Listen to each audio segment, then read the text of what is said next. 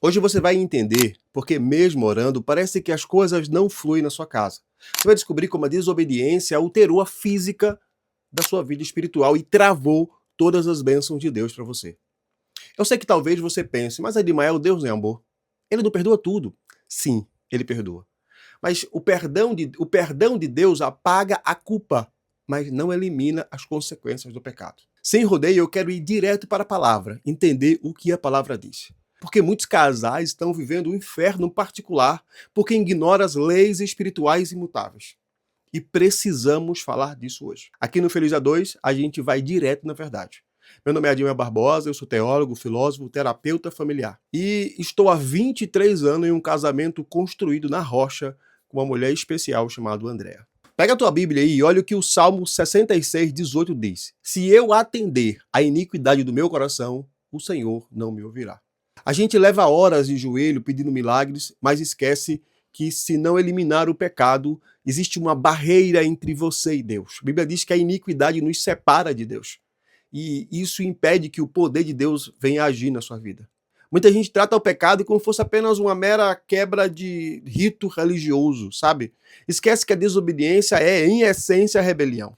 É como se você ignora as leis espirituais, é como se você tentasse pular de um prédio de 5, 6 andares e esperasse que a gravidade não fizesse efeito sobre você. Ela vai fazer. As leis espirituais independem da minha vontade e da minha fé. A lei da semeadura não é um conselho. Tem um ditado que fala que plantar é opcional, colher é obrigatório. A Bíblia fala no livro de Efésios, e eu vou falar muito sobre isso, diz assim, não deis lugar ao diabo. A palavra original para não deis o lugar aqui é topos, que significa lugar físico, jurisprudência. Eu quero que você imagine a sua casa como se fosse um território, uma área. E cada desobediência consciente ou inconsciente que você faz, você está liberando um pedaço legal desse território para que o diabo entre. É como se você falasse a minha casa é de Deus, mas o meu sofá não é. O diabo, ele é legalista. O reino espiritual, e aqui eu quero entender o reino espiritual, o reino de Deus, o reino das trevas, eles são legalistas. Existem leis que regem todo o mundo espiritual. E quando você peca, é como que você desse uma procuração ao inimigo para entrar dentro da sua casa. Tem muita gente assinando procuração para o diabo entrar dentro da própria família. Como resolver isso na prática? Primeiro, você tem que identificar qual é a sua iniquidade de estimação. Eu vou dar um exemplo. Tem pessoas que acham que comer demais não é pecado, mas a Bíblia fala que glutonaria é pecado. Aí você fala, eu sou gordo porque eu tenho um pecado de glutonaria. Não estou dizendo isso. Estou dizendo que comer, além do apetite, é falta de domínio próprio. Então a Bíblia chama isso de glutonaria e é pecado. E a gente ignora o pecado. Vou dar outro exemplo aqui, falar mal do irmão. A Bíblia coloca o falar mal do irmão no mesmo nível da feitiçaria. Falar mal do irmão está para Deus no mesmo nível de feitiçaria. Identifique os pecados de estimação da sua casa.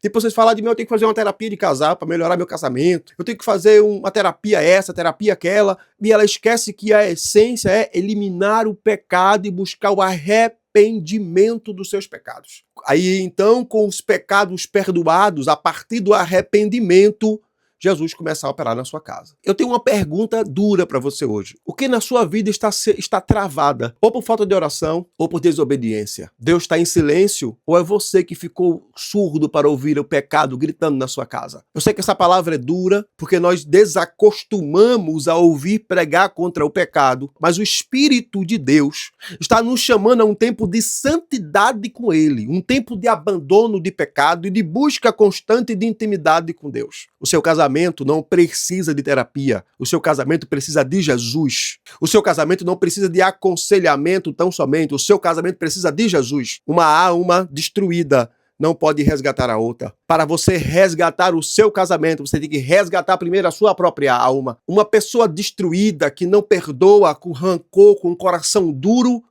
não é capaz de salvar o seu cônjuge.